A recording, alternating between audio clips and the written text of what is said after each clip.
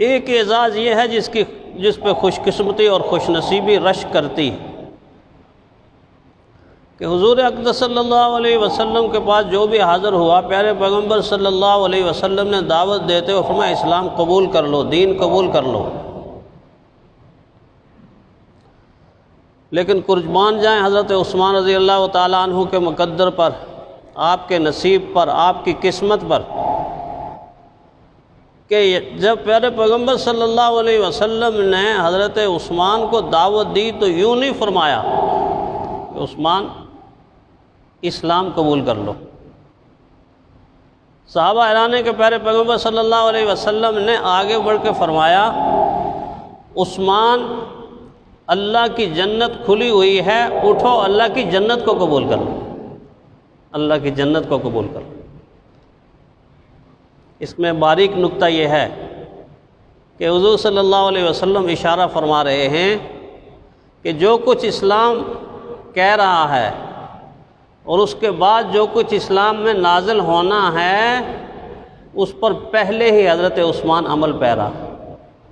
پہلے ہی عمل پیرا۔ ساری خوبیاں، بہترین خوبیاں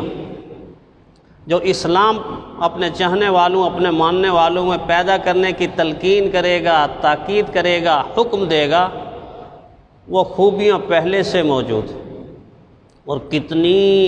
کامل شکل میں موجود ہیں، کتنی اکمل شکل میں موجود ہیں۔ دیکھ لیجئے، سخاوت بہت بڑی خوبی،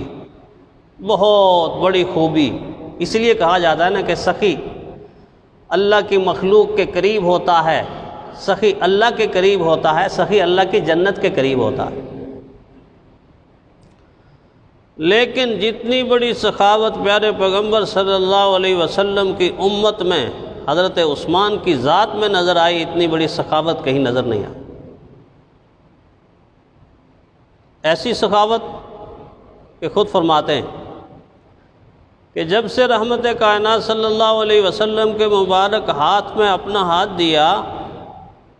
اس کے بعد سے کوئی جمعہ بھی ایسا نہیں گزرا کہ جس جمعۃ المبارک میں نے ایک غلام آزاد نہ کیا، میں نے ایک غلام آزاد نہ کیا۔ اور فرمایا کہ اگر مصروفیت کی بنیاد پر یا کسی عذر کی بنیاد پر ایک جمعہ غلام آزاد نہ کر سکا تو آنے والے جمعۃ المبارک کو میں نے 2 غلام آزاد کر کے معاملہ برابر کر دیا۔ آپ دیکھ لیجئے نسل انسانی کی تاریخ میں یہ اعزاز آپ کو کسی کے پاس نہیں ملے گا۔ ہر جمعۃ المبارک کو غلام آزاد کرنا، ہر جمعۃ المبارک کو غلام آزاد کرنا۔ پھر ایک اعزاز جس سے اللہ کے نبی اتنے خوش ہوئے، اتنے خوش ہوئے، اتنے راضی ہوئے کہ رحمت کائنات صلی اللہ علیہ وسلم کا چہرہ انور تمتما اٹھا، جگمگا اٹھا۔ اللہ کے نبی کا تو ویسے ہی چہرہ جگمگاتا ہے اللہ کے نور سے، اللہ کی معرفت سے، ایمان کے نور سے، نبوت کے نور سے۔ لیکن وہ وقت صحابہ کے لیے بڑا عجیب تھا کہ جب پیارے پیغمبر صلی اللہ علیہ وسلم نے غزوہ تبوک کے لیے تاکید کی، ترغیب دی کہ اس وقت بہت ضرورت ہے ساز و سامان کی، تو صحابہ کے بھرے مجمع میں سب سے پہلے کھڑے ہونے والی ذات، کھڑے ہونے والی ہستی، اللہ کے نبی کے سامنے عرض کرنے والی ہستی حضرت عثمان کی ہستی تھی کہ پہلی مرتبہ کھڑے ہو کر فرمایا 100 اونٹ، اور نہ صرف یہ کہ 100 اونٹ بلکہ 100 اونٹ ساز و سامان سے لدے ہوئے، اے پیغمبر صلی اللہ علیہ وسلم اللہ کے لیے آپ کے قدموں پہ قربان، میری طرف سے قبول کر لیجیے۔ یہ عرض کرنے کے بعد بیٹھ کے حضور نے پھر ترغیب دی، دوبارہ اٹھے اور پھر یہ جملہ رپیٹ کیا کہ اللہ کے پیغمبر ان 100 کے علاوہ 100 اور اونٹ اللہ کی رضا کے لیے آپ کے قدموں پر ساز و سامان کے ساتھ قربان۔ بیٹھ کے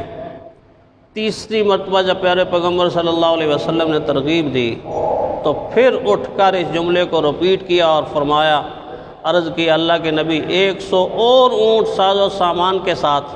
اللہ کی رضا کے لیے آپ کی قدموں پہ نشارت کرتا ہوں۔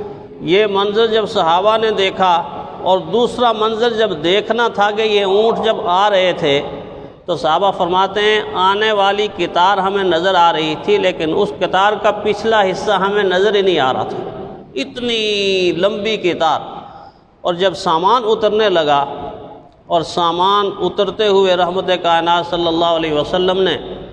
اپنی نبوت والے مبارک اور معصوم ہاتھ ایسے آسمانوں کی طرف بلند کر دیے، ایسے آسمانوں کی طرف بلند کر دیے، اور بلند کرنے کے بعد فرمایا اے اللہ میں عثمان سے راضی ہوں، تو بھی عثمان سے راضی ہو جا، ایک مرتبہ۔ پھر فرمایا اے اللہ میں عثمان سے راضی ہوں، تو بھی عثمان سے راضی ہو جا، 2 مرتبہ۔ پھر فرمایا اے اللہ میں عثمان سے راضی ہوں، تو بھی عثمان سے راضی ہو جا، 3 مرتبہ۔ چوتھی مرتبہ رخ انور صحابہ کی طرف فرما کے فرمایا تم سارے لوگ بھی حضرت عثمان کے لیے خیر کی دعا۔ کیا اعزاز ہے، کیا عظمت ہے،